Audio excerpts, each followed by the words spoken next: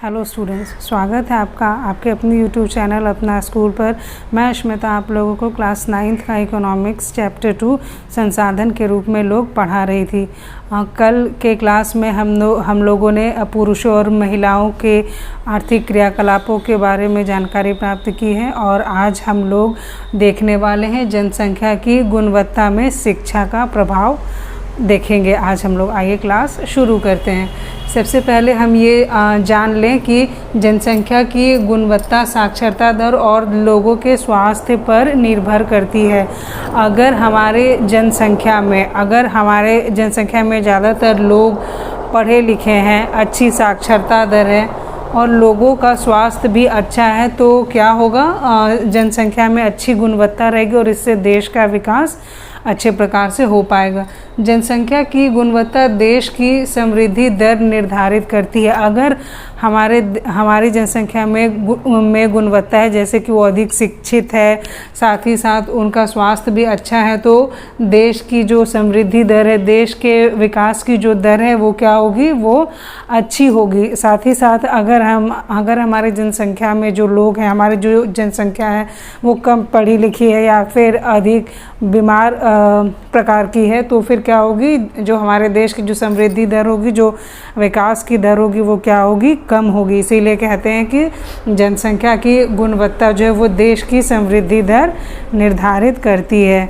अब हम देखेंगे कि हमारे सरकार के द्वारा शिक्षा के गुणवत्ता को बढ़ाने के लिए, अधिक से अधिक जनसंख्या को शिक्षित करने के लिए किस किस प्रकार के कदम उठाए गए हैं। सबसे पहले हम क्या देख रहे हैं कि प्राथमिक शिक्षा में सार्वजनिक पहुंच। इसका अर्थ ये हुआ कि प्राथमिक शिक्षा जो कि छोटे बच्चों के जो पढ़ाई होती है 1 to 5 तक की अगर बात की जाए, तो उसमें ज़्यादा से ज़्यादा बच्चों को पहुंचाया जा सके, ज़्यादा से ज़्यादा बच्चों के पहुंच में प्राथमिक शिक्षा हो पाए। इसके लिए क्या किया, सरकार ने कुछ कदम उठाए और लड़कियों की शिक्षा पर विशेष जोर दिया गया। साथ ही साथ सरकार ने क्या किया कि लड़कियों की शिक्षा पर भी जोर दिया। इसका अर्थ ये हुआ कि ज़्यादा से ज़्यादा लड़कियां स्कूल जाएं, ज़्यादा से ज़्यादा लड़कियां पढ़ें और शिक्षित हो सके। प्रत्येक जिले में नवोदय विद्यालय जैसे प्रगति निर्धारक विद्यालयों की स्थापना की गई।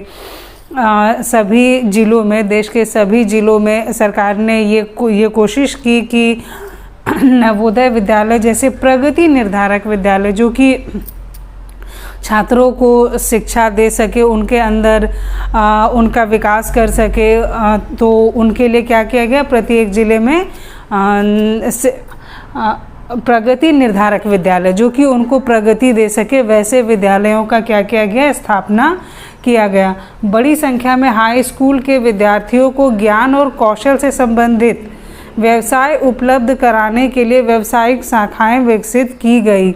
हाई स्कूल के जो विद्यार्थी थे उनको ज्ञान और कौशल, उनके अंदर ज्ञान भी आए, साथ ही साथ उनके अंदर कौशल भी आए, हुनर भी आए, तो उससे रिलेटेड वो कुछ सीख सके, वो कौशल प्राप्त कर सके, वो ज्ञान अर्जित कर सके। इसके लिए क्या किया गया, कुछ व्यावसायिक शाखाएं विकसित की गई। इसके साथ साथ और हम क्या देख रहे हैं कि शिक्षा पर योजना परिव्यय, जैसे कि जब से हमारा देश आज़ाद हुआ उसके बाद से हर पाँच साल के लिए जो है कुछ 5 ईयर प्लान्स यानी कि पंचवर्षीय योजनाएं बनाई गई। तो उसी के बारे में बताया जा रहा है कि प्रत्येक पंचवर्षीय योजना में शिक्षा के लिए किस प्रकार का परिव्यय किया गया। फर्स्ट 5 ईयर प्लान मतलब प्रथम पंचवर्षीय योजना जो थी वो कब से थी, 1951 से 1956। हमारा देश आज़ाद हुआ था 1947, उसके बाद 1951 से 1956 ये जो है ये प्रथम पंचवर्षीय योजना अर्थात फर्स्ट 5 ईयर प्लान का आंकड़ा जो है वो ये कह रहा है कि शिक्षा पर देश में 151 करोड़ रुपए खर्च करने की योजना बनाई गई। और ये हो गया हमारा फर्स्ट 5 ईयर प्लान का आंकड़ा। और उसके बाद 11th 5 ईयर प्लान यानी 11वीं पंचवर्षीय योजना जो कि 2007 से 12 में रही, इसमें क्या हुआ, ये शिक्षा पर योजना परिव्यय बढ़ करके कितना हो गया, 3,766.9 करोड़। अगर 9 करोड़ की 90 करोड़ की बात की जाए तो इतनी बढ़ा दी गई। इससे क्या फ़ायदा हुआ, हम ये देख रहे हैं कि इससे फ़ायदा क्या हुआ कि 2000 अगर हम देखें तो इससे फ़ायदा ये हुआ कि साक्षरता दर जो कि 1951 में यानी 1951 में कितनी थी साक्षरता दर, मात्र 18%। मतलब हमारे देश में मात्र 18% लोग उस समय पढ़े लिखे थे। लेकिन जब ये जो हर पंचवर्षीय योजना में कुछ अमाउंट जो है, मतलब शिक्षा पर योजना परिव्यय जो है उसको बढ़ाया गया और 11वीं में 3,766 करोड़ जो बढ़ा करके किया गया। इसका ये फ़ायदा हुआ कि 1951 में जो 18% साक्षरता दर थी वो 2011 में बढ़ करके 74% हो गई। इससे हम क्या देख पा रहे हैं कि साक्षरता दर में जो है अच्छी वृद्धि हुई, 18% से 74% तक की। साक्षरता जो है वो प्रत्येक नागरिक का न केवल अधिकार है बल्कि यह नागरिकों द्वारा अपने अधिकारों का ठीक प्रकार से लाभ उठाने के लिए अनिवार्य भी है। अगर देश की जनसंख्या अगर शिक्षित नहीं रहेगी तो वो अपने अधिकारों को नहीं जान पाएगी, साथ ही साथ अपने जो अधिकार जो उन्हें दिए गए हैं उनका ना तो वो ठीक से प्रयोग कर पाएगी, ना वो लाभ उठा पाएगी। इसीलिए ये अति आवश्यक है कि देश की जनसंख्या जो है वो शिक्षित हो। इससे वो जो है अपने अधिकारों को जान भी पाएगी, साथ ही साथ ठीक प्रकार से लाभ भी उठा पाएगी। अगर हम आंकड़ों की बात करें तो महिलाओं की अपेक्षा पुरुषों की साक्षरता दर जो है वो करीब 16.6% अधिक है। और गांव और शहर के बीच अगर तुलना की जाए तो गांव के मुकाबले शहर में भी जो है वो साक्षरता दर जो है वो 16% अधिक है। 2015-16 में प्राथमिक स्कूल जो है वो 8.41 लाख से भी अधिक गाँवों में खोली गई। सरकार द्वारा जो है 2015-16 में प्राथमिक स्कूल 8.41 लाख से भी अधिक गाँवों में खोली गई, परंतु जो है वहाँ शिक्षा का स्तर जो है वो बहुत ही निम्न रहा और पढ़ाई बीच में छोड़कर चले जाने वाले विद्यार्थियों की संख्या बहुत अधिक रही। ये स्तर बहुत ऊंचा रहा, तो ये बहुत ज़्यादा काम नहीं कर पाया। तो इस चीज़ को और ज़्यादा मजबूत बनाया जा सके, ज़्यादा से ज़्यादा लोगों को शिक्षित किया जा सके, इसके लिए सरकार ने क्या किया, सर्व शिक्षा अभियान के नाम से एक प्रोग्राम शुरू किया ज़्यादा से ज़्यादा लोगों को शिक्षित करने के लिए। इसमें हम क्या देखते हैं कि 6 से 14 वर्ष के सभी बच्चों को प्राथमिक शिक्षा प्रदान करना। कब तक? 2010 तक। 2010 तक का ये टारगेट सेट किया गया कि हम 6 से 14 वर्ष मतलब 2010 तक में जो भी बच्चे 6 से 14 वर्ष के थे उन सबको जो है प्राथमिक शिक्षा प्रदान कराना है, उनको स्कूल लेकर के आना है। ये जो है सर्व शिक्षा अभियान जो है ये केंद्रीय सरकार की एक समयबद्ध पहल है। जैसे यहाँ पर टारगेट सेट किया गया 2010 तक के अंदर जो बच्चों को प्राथमिक शिक्षा प्रदान करना है, तो वही ये बता रहा है कि केंद्रीय सरकार की यह एक समयबद्ध पहल है जिसमें राज्य और स्थानीय सरकार सहयोग करती है। केंद्रीय सरकार जो भी प्लान बनाती है उसे, जो भी प्रोग्राम्स बनाती है उसे राज्य सरकार और स्थानीय सरकार की मदद से इम्प्लीमेंट करती है। प्राथमिक शिक्षा में नामांकन बढ़ाने के लिए मतलब 1 to 5 में मतलब छोटे बच्चे जो हैं वो स्कूल आ सके ज़्यादा से ज़्यादा संख्या में, इसके लिए क्या किया गया, प्राथमिक शिक्षा में नामांकन बढ़ाने के लिए सेतु पाठ्यक्रम और स्कूल लौटो शिविर जैसे प्रोग्राम्स जो है उसके अंदर और लॉन्च किए गए और उसमें लाए गए ताकि ज़्यादा से ज़्यादा बच्चे जो हैं वो प्राथमिक शिक्षा में नामांकन के लिए आएंगे।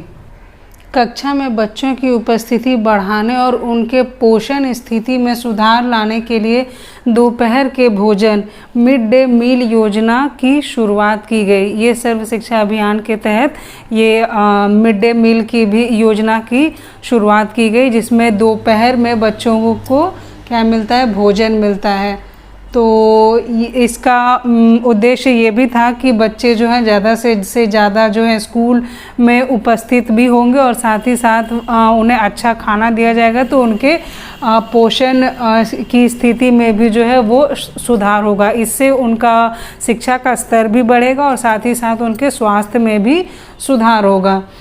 ये तो प्राथमिक शिक्षा के लिए किया गया, लेकिन कुछ उच्च शिक्षा के लिए भी सरकार द्वारा कुछ योजनाएं बनाई गई, कुछ कार्य किए गए। अब देखते हैं क्या 12th 5 ईयर प्लान यानी 12वीं पंचवर्षीय योजना, जो कि कब से कब तक है, 2012 से 17 तक। तो 12वीं पंचवर्षीय योजना के तहत जो है उच्च शिक्षा में मतलब 18 से 23 वर्ष के जो आयु वर्ग वाले जो छात्र होते हैं वो उच्च शिक्षा में नामांकन में 25 से 30% वृद्धि का प्रयास किया गया कि 18 से 23 वर्ष के जो छात्र थे, जो बच्चे थे, वो उच्च शिक्षा में ज़्यादा से ज़्यादा मात्रा में नामांकन लें। तो वो 25 से 30% की वृद्धि वो नामांकन की दर में की गई। इसके लिए भी कुछ प्रयास किए गए। साथ ही साथ हम क्या देख रहे हैं कि दूरस्थ शिक्षा, औपचारिक शिक्षा, अनौपचारिक शिक्षा, संचार प्रौद्योगिकी की शिक्षा देने वाले संस्थानों में भी जो है वो बढ़ोतरी का प्रयास किया गया। जैसे ओपन स्कूल हो गए, जैसे NOU हो गया या फिर IGNOU हो गया, इस टाइप के इंस्टीट्यूट, और साथ ही साथ जो IT हो गए या फिर जो है हमारे और टेक्नोलॉजी वाले, इंजीनियरिंग वाले जो कॉलेजेस हो गए, उन सब की भी स्थापना की गई। साथ ही साथ उनकी संख्या में भी बढ़ोतरी का प्रयास किया गया ताकि ज़्यादा से ज़्यादा लोग जो कि उच्च शिक्षा के तरफ अपने आप को लेकर के जाएं, अच्छी शिक्षा ग्रहण करें, एक अच्छी योग्यता, अच्छे कौशल का विकास कर सकें और साथ ही साथ कुछ काम कर सकें, जिससे कि वो अगर अच्छी जगह नौकरी कर पाएंगे, अच्छे से काम कर पाएंगे, तो वो देश के विकास में भी सहायक होगी। इसके अलावा भी अगर हम देखते हैं तो उच्च शिक्षा देने वाले शिक्षण संस्थानों तथा विश्वविद्यालयों जैसे कॉलेजेस हो गए, यूनिवर्सिटीज़ हो गए, उनकी संख्या में भी वृद्धि हुई। अगर बात करें 1950-51 की, तो उस समय हमारे देश में विश्वविद्यालयों की संख्या यानी यूनिवर्सिटीज़ की संख्या कितनी थी, 30 थी, और वही 2017-18 के बीच में देखा जाए तो वो बढ़ करके कितनी हो गई, 851 यानी 851 यूनिवर्सिटीज़ जो है हो गई टोटल अब हमारे देश में 2017-18 के आंकड़ों के हिसाब से। इससे हम क्या देख पा रहे हैं कि सरकार ने जो है देश की शिक्षा व्यवस्था को या फिर अपनी जनसंख्या को शिक्षित बनाने के लिए काफ़ी योजनाएं बनाई है, काफ़ी निवेश किया है ताकि शिक्षा में जो है वो गुणवत्ता आए, और जब शिक्षा में गुणवत्ता आएगी तो जाहिर सी बात है जनसंख्या में भी गुणवत्ता आएगी, और एक जनसंख्या जिसमें अच्छी शिक्षा हो, अच्छा स्वास्थ्य हो, वही जनसंख्या जो है वो संसाधन के रूप में अपने देश का विकास करने में मदद करती है। आज की क्लास में हम यहीं तक पढ़ेंगे, मिलते हैं अब कल के क्लास में, तब तक हमारे YouTube चैनल पर बने रहें। धन्यवाद।